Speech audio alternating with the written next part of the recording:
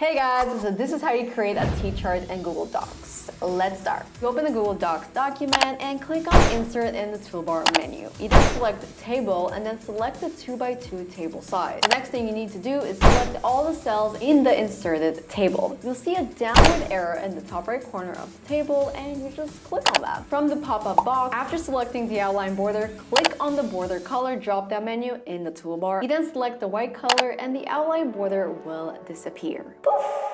Then select all the cells in the table again, but now select the inner border, which is the left of the outline border from the pop-up window, and then click on border width in the toolbar menu and change the size to 3 points. You can also drag the bottom border of the T-chart to make the lower row longer, as you can see, and now you have your T-chart ready. So impressive! And that's how it's done, guys. Woo!